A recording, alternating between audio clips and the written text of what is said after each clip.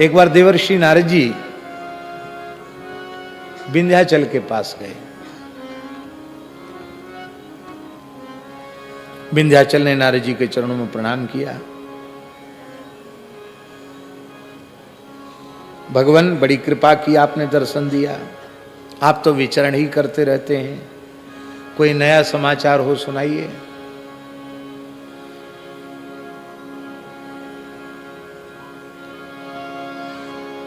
आजकल संवाददाता होते ना, ये पूरे विराट ब्रह्मांड के प्रधान संवाददाता श्री नारद जी ही सब जगह संवाद पहुंचाते हैं। श्री नारद जी ने कहा, आपकी महिमा तो बहुत है। साक्षात ओंकारेश्वर भगवान आपके शिखर पर स्थित हैं। साक्षात भगवती विंध्यवासिनी देवी आपके ऊपर स्थित है। सिद्धों का, महापुरुषों का निवास है। आपकी क्या महिमा, आपके जैसे तो आप हैं, लेकिन इस समय सुमेरु पर्वत तुम्हें कुछ भी नहीं गिन रहा है, हिमालय को भी कुछ नहीं गिन रहा है। क्यों? आप सब हैं, ठीक है, अच्छा है, पर सुमेरु पर्वत की सूर्य नारायण प्रदक्षिणा करते हैं, आपको हाथ भी नहीं जोड़ते हैं और उनकी परिक्रमा लगाते हैं। अब ये देखो, परिक्रमा लगाने की क्या है, वो तो एक मार्ग है। सुमेरु मध्य में है और सूर्य उनका आश्रय लेकर चल रहे हैं। वर्तमान समय में विज्ञान सूर्य को गतिमान नहीं मानता। गतिमान मानता है क्या सूर्य को? सूर्य को अपनी कक्षा में स्थिर मानता है और पृथ्वी को गतिमान मानता है।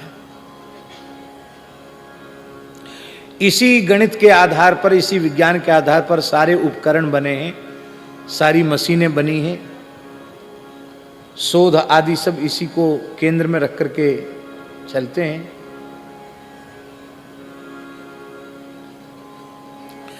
पर भगवान वेद सूर्य को स्थिर नहीं बता रहे हैं, सूर्य को गतिमान कह रहे हैं। बुलाओ, सोनो मंत्र बुलाओ। ओम आकृष्णेन रजसा वर्तमानो निवेशयन्नमृतं मर्त्यञ्च हिरण्ययेन सविता रथेन देवो याति भुवनानि पश्यन्ना। अब इस मंत्र में सुवर्णमय रथ में बैठ करके देवः प्रकाशमान भगवान सूर्य याति, याति माने गच्छति, सूर्य चलते हैं। भागवत आदि ग्रंथ सूर्य को गतिमान बता रहे हैं, सूर्य की, चंद्रमा की गति का वर्णन कर रहे हैं, ग्रह नक्षत्रों की गति का वर्णन कर रहे हैं। और विज्ञान कहता सूर्य स्थिर है। तब सही क्या मानेंगे? ये सही कि वो सही? अब ये विषय हम छेड़ देंगे तो कथा रह जाएगी। लेकिन ऐसे अनेकों अवसर आए हैं जहां विज्ञान के पहले निर्णय दूसरे थे और अब दूसरे निर्णय वो एकदम बदल दिए। विज्ञान ने अपने निर्णय, पूर्व काल में विज्ञान ने जो निर्णय किए थे उनमें कई निर्णय ऐसे हैं, पढ़े लिखे लोग जानते हैं, कि उन निर्णयों पर वे अडिग नहीं रहे, फिर उनको उन्होंने बदल दिया और अंत में घूम फिर करके वेदादि शास्त्रों में जो निर्णय दिया गया उस निर्णय पर वे आए। इसलिए हम निवेदन करते हैं कि जहां ऐसी परिस्थिति हो कि शास्त्र कुछ और कह रहे हैं और विज्ञान कुछ और कह रहा है, तो हमें समझना चाहिए वैज्ञानिक इस देश की संपत्ति हैं, बड़े महत्वपूर्ण हैं, वे आदर के पात्र हैं, प्रशंसा के पात्र हैं, देश को विकास के पथ पर ले जाने वाले हैं। उनकी जितनी प्रशंसा की जाए उतनी कम है, लेकिन उनकी दृष्टि केवल और केवल भौतिक है। और जिन ऋषियों ने अपनी ऋतंभरा प्रज्ञा से अपनी समाधि में अनुभव किया है जिस तत्व को, उन्होंने जो निर्णय दिया है वो भौतिक नहीं, वो आध्यात्मिक निर्णय है। इसलिए आध्यात्मिक निर्णय ही सत्य है, सुस्थिर है, सिद्धांत है। भौतिक निर्णय बदलता है पर आध्यात्मिक निर्णय बदलता नहीं है। आप लोग कहेंगे आपके कहने से क्या होता है, प्रत्यक्ष प्रमाण है, सारा गणित बदल जाएगा। ये जो श्री भक्तमाली जी विराजे ना महाराज जी के दाहिनी तरफ, शरणागत वाले महाराज जी पूज्य श्री बिहारी दास जी भक्तमाली, ये बहुत पढ़े लिखे हैं। बाबा जी बनने के पहले हवाई जहाज उड़ा के आए हैं। ये बात सबको पता नहीं है, पर पायलट की पढ़ाई पूरी पढ़ी, ट्रेनिंग दी, पायलट हो गए और फिर गुरुदेव का दर्शन हुआ, राम नाम की पढ़ाई पढ़ने लगे और फिर छोड़ छाड़ करके श्रीधाम वृंदावन में बस गए।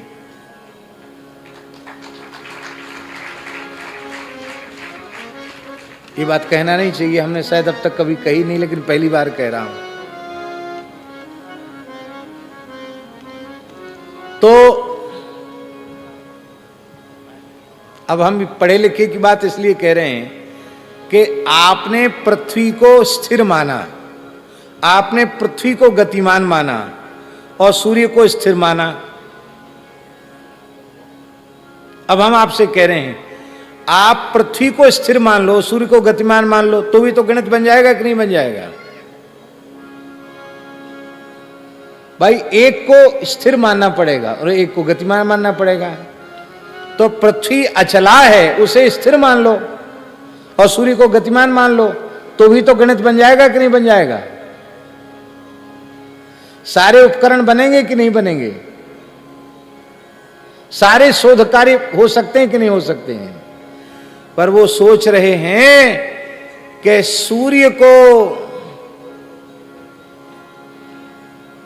गतिमान और पृथ्वी को स्थिर तो इन भारतीय सनातन ऋषि मुनियों ने लाखों करोड़ों साल पहले कह दिया था।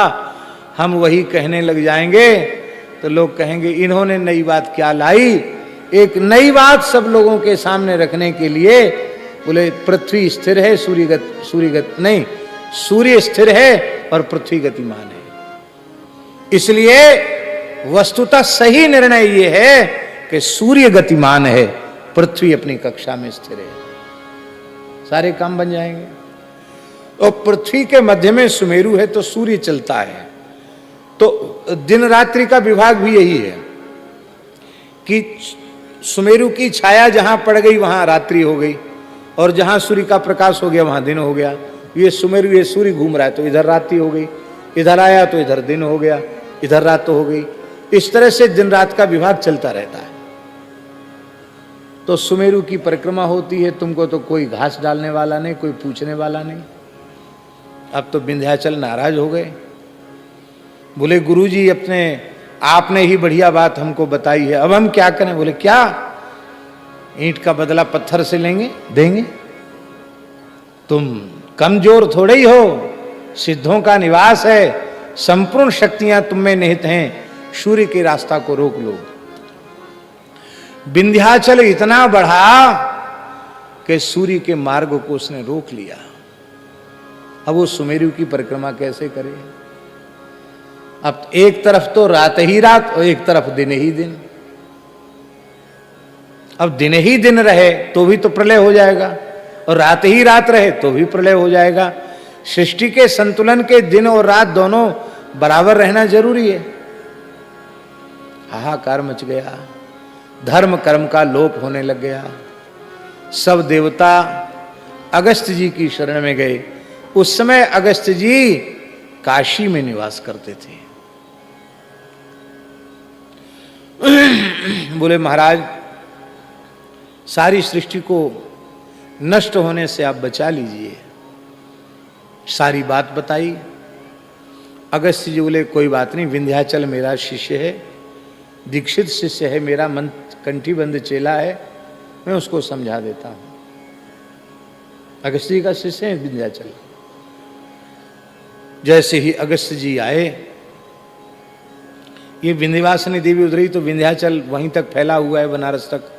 जैसे अगस्त्य जी आए, वो विंध्याचल अनंत आकाश को चूम रहा था, विशाल काय हो गया था। अगस्त्य जी जैसे ही पहुंचे तो गुरु जी के सामने सीना तान के थोड़ी खड़ा रहेगा, छोटा हो गया, लंबा पड़ गया, दंडोत पड़ गया। अगस्त्य जी ने मुस्कुरा कर कहा, वत्स धन्य है तेरी गुरु भक्ति गुरु निष्ठा। मैं थोड़ा दक्षिण भारत में जा रहा हूं, वृद्ध हूं, तुम्हारे इतने विराट स्वरूप को मैं कैसे लांघ पाऊंगा, बहुत श्रमित हो जाऊंगा।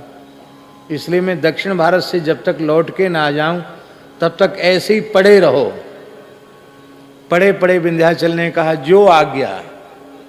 और अगस्त्य जी दक्षिण भारत गए तो लौट के अब तक नहीं आए। विंध्याचल पड़ा हुआ है। विंध्याचल केवल इतना सा है ऊपर, बाकी बहुत अधिक मात्रा में नीचे है। वैज्ञानिकों ने भी शोध किया है, भूवैज्ञानिकों ने, कि विंध्यमाला की जो पर्वत श्रेणी है वो भूमि में भीतर हजारों मीटर गहरे तक गई है, उसका कोई पारावार नहीं है। आग्नेय चट्टान ही चट्टान नीचे रहे भीतर हैं, ये भूवैज्ञानिकों ने भी प्रमाणित किया है। इधर आप देखो बुंदेलखंड का जो क्षेत्र है, ये पूरा का पूरा बुंदेलखंड का क्षेत्र, वो पहाड़ जहां नहीं दिखता वो भी पहाड़ है, वो सब विंध्याचल है। इसलिए थोड़ा भी आप खोदो नीचे जमीन में तो वहां बड़ी मजबूत शिलाएं निकलती हैं, पत्थर निकलते हैं, और डायनामाइट से उनको फोड़ा जाता है। गैंती कुदाल ये सब कुछ नहीं उस पर काम करते हैं, उसको बड़ी कठिनाई से। पुराने जमाने में लोग कुआं बनाते थे, तो कुआं खोदना, कुआं बांधना, बनाना बड़ा कठिन काम था बुंदेलखंड क्षेत्र में, क्योंकि वो पूरा का पूरा क्षेत्र जो है वो मिट्टी तो ऊपर से आके जम गई है। वस्तुतः सबका सब विंध्याचल है, वो पूरा विंध्याचल है। इसलिए जितना दिख रहा उतना विंध्याचल नहीं है, ये पूरा क्षेत्र ही विंध्याचल है।